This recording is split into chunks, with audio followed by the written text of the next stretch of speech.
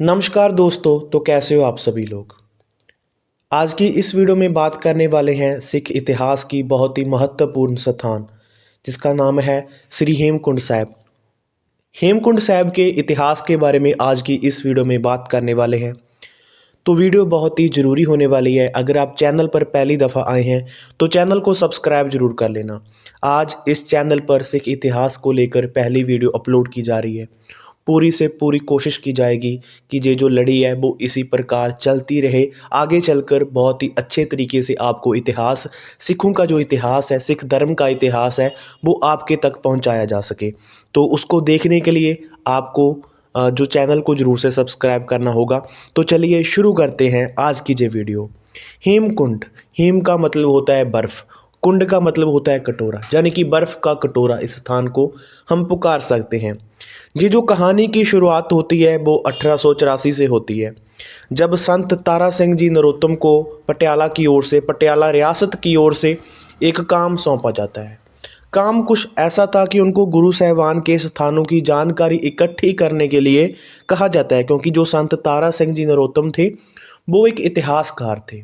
तो उनको ये काम सौंपा जाता है। तो संत जी ये काम करते हैं और वो एक किताब लिखते हैं। उस किताब का नाम था श्री गुर तीर्थ संग्रह। उस किताब में वो गुरुधामों की, गुरुस्थानों की जो जानकारी देते हैं, और उसी किताब में जिक्र होता है श्री हेमकुंड साहिब जी का भी।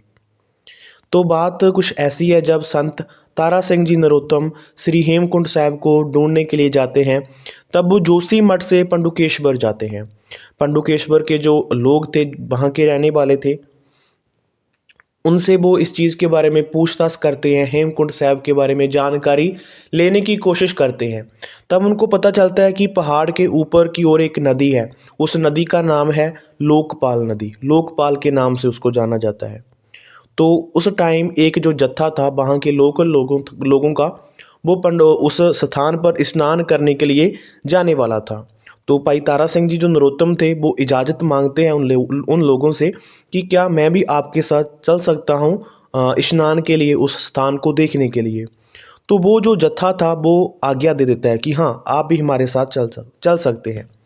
तो सभी लोग ऊपर जाते हैं और स्नान करते हैं। संत तारा सिंह जी नरोत्तम जो थे अपने आसपास देखते हैं, तो उनको अपने आसपास जो 7 बड़ी पहाड़ियाँ दिखाई देती हैं। जो पहाड़ी थी वो तो वहाँ पर काफ़ी थी, पर जो बड़ी पहाड़ियाँ थी वो 7 थी, ठीक है।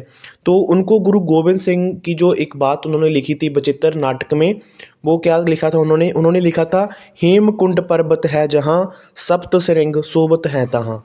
तो उनको ये बात पूरी होती हुई प्रतीत देती है, और उसके बाद उनको यकीन होता है संत तारा सिंह जी नरोत्तम को कि ये जो स्थान है वो दसम पिता का स्थान है, क्योंकि जो गुरु गोविंद सिंह साहब महाराज थे, उनका माना जाता है कि वो बचित्र नाटक में लिखते हैं कि उनका एक पहले भी जन्म हुआ था। ये चीज़ मानी जाती है। उस जन्म में उनका नाम था दुष्ट दामन, और दुष्ट दामन के रूप में गुरु गोविंद सिंह साहब महाराज ने अपने पहले जन्म में उस हेमकुंड साहिब के स्थान पर भक्ति की थी, और उसके बाद उन्होंने दूसरा जन्म लिया था इस धरती पर।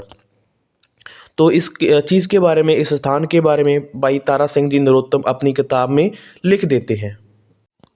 1884 के बाद 40 साल तक इस इतिहास पर ज़्यादा कोई ध्यान नहीं दिया जाता। उसके बाद भाई वीर सिंह जी कलगीधर चमत्कार में 4 जगहों का जिक्र करते हैं।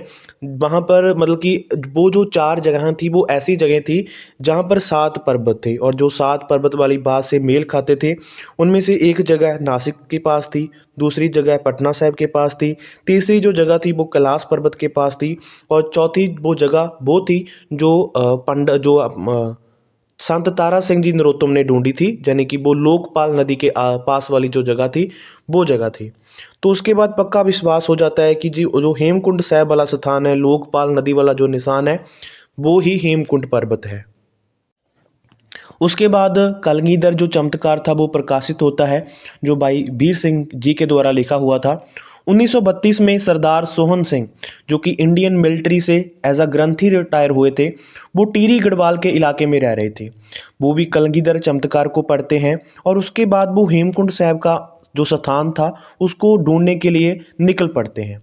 1933 में वो ढूंढने के लिए उस स्थान को, हेमकुंड साहिब के स्थान को ढूंढने के लिए जाते हैं, पर उनको कुछ नहीं मिलता और ज़्यादा सर्दी के कारण उनको वापस घर मुड़ना पड़ता है। और 1934 में वो दोबारा जाते हैं और जोशीमठ से पंडुकेश्वर वो घूमते हैं और वहाँ के जो लोकल लोग थे जो वहाँ पर रह रहे थे उनसे मतलब कि वो हेमकुंड साहिब के बारे में पूछते हैं।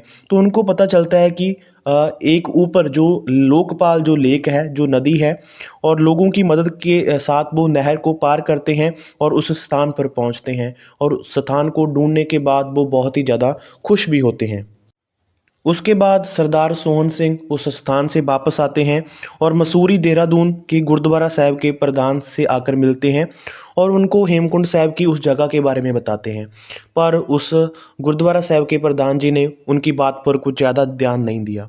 उसके बाद जो सरदार सोहन सिंह जी थे, वो अमृतसर साहिब में आकर SGPC, जो कि श्रोमणी गुरुद्वारा प्रबंधन कमेटी है, जो कि सिखों के गुरुद्वारों की देखभाल करती है, उनसे भी बात करते हैं, पर SGPC ने भी कोई ज़्यादा ध्यान नहीं दिया। और उसके बाद जो सरदार सोहन सिंह जी थे, वो भाई वीर सिंह जी से मिलते हैं और सारी बात बताते हैं और उनके पास वो 2 दिन तक रुकते हैं। तो भाई वीर सिंह जी सरदार सोहन सिंह से सारी जो जानकारी लेते हैं, क्योंकि जो भाई वीर सिंह थे वो सिख इतिहास के बहुत ही बड़े इतिहासकार थे। उन्होंने बहुत ही अच्छा सिखों का इतिहास लिखा हुआ है। तो भाई वीर सिंह जी अपने खुद से मतलब कि वो खुद 100 रुपये भाई सोहन सिंह जी को देते हैं और उनको कहते हैं कि आप जाओ, आप जाकर वहाँ पर सेवा शुरू करो। 10 बाय 10 का कमरा आप उस जगह पर जाकर बनाओ। उसके बाद भाई सोहन सिंह भाई मोदन सिंह को साथ लेकर उस स्थान पर पहुंचते हैं। बात करें भाई मोदन सिंह जी की, तो भाई मोदन सिंह इंडियन आर्मी में से एज अ हवलदार रिटायर हुए थे और 1935 में ये 2 सिख उस स्थान पर जाते हैं और लोकल मिस्त्री, लोकल लोगों की मदद से उस स्थान पर 10 बाय 10 का जो स्थान है वो तैयार किया जाता है। और भाई वीर सिंह जी ने भाई सोहन सिंह जी को गुरु ग्रंथ साहिब जी का जो प्रकाश था, स्वरूप था, वो भेंट किया था ताकि वो उस स्थान पर प्रकाशित किया जाए। तो सितंबर के पहले हफ्ते 1937 को वो गुरु ग्रंथ साहिब जी का प्रकाश उस स्थान पर करते हैं। तो भाई सोहन सिंह और भाई मोदन सिंह रलकर उस स्थान पर सेवा करते हैं। 1939 में भाई सोहन सिंह जी को टीबी हो जाता है और भाई वीर सिंह उनको अमृतसर ले आते हैं और अमृतसर साहिब में वो अपना जो शरीर है वो छोड़ देते हैं।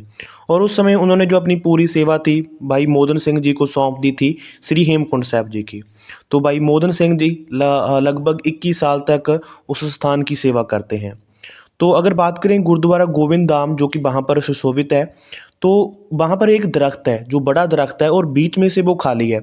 और उस खाली दरख्त में उस समय भाई मोदन सिंह जी रात बिताया करते थे, रात व्यतीत किया करते थे, क्योंकि वो जो स्थान था, पहले तो वहाँ पर जो ठंड थी, वो सर्दी थी, वो बहुत ज़्यादा थी और जंगली जानवर भी कुछ जो कि बर्फ़ में रहते हैं, उनका भी खतरा काफ़ी ज़्यादा हुआ करता था। तो भाई मोदन सिंह जी जो दिन के समय ऊपर जाकर श्री हेमकुंड साहिब की जो सेवा किया करते थे और रात को आकर नीचे आकर उस गोविंद धाम का जो गुरुद्वारा साहिब है, उसके पास जो बड़ा दरख्त है, उसके बीच में आकर वो जो आराम किया करते थे, रात व्यतीत किया करते थे। और भाई वीर सिंह जी इधर जो वो रह रहे थे, उन्होंने जो खालसाई जो समाचार थे और जो और सिख इम्पोर्टेंट जो बुक्स थी, उनके बीच में उन्होंने श्री हेमकुंड साहिब जी के स्थान का जो प्रचार करना शुरू कर दिया था, ताकि जो सिखों के पास इस चीज़ की जो इन्फॉर्मेशन है वो पहुंच सके कि हमने कुछ ऐसा स्थान ढूंढा है जो कि श्री गुरु गोविंद सिंह साहब महाराज जी से संबंधित है। और माया इकट्ठी की जाती है सेवा के लिए, सभी लोगों को आगे आने के लिए कहा जाता है।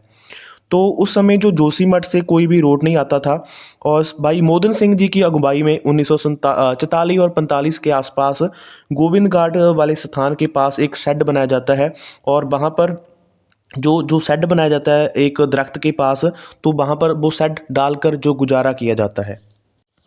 1952 में लोकल लोगों की मदद के साथ जो पहला जत्था है वो दर्शन के लिए उस जगह पर ले जाया जाता है।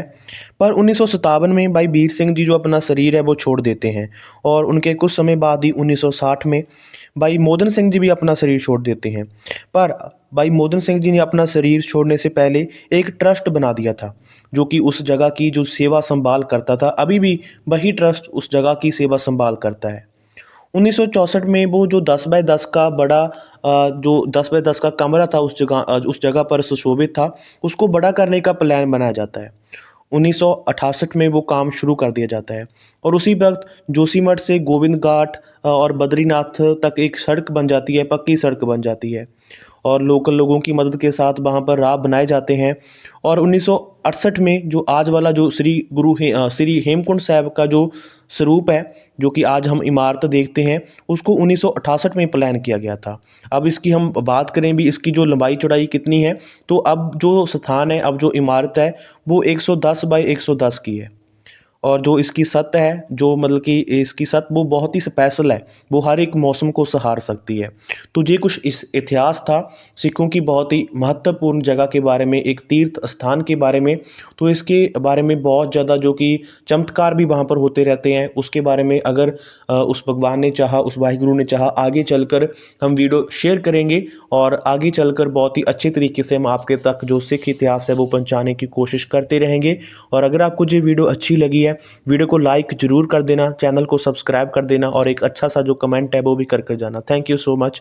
वाहिगुरु जी का खालसा, वाहिगुरु जी।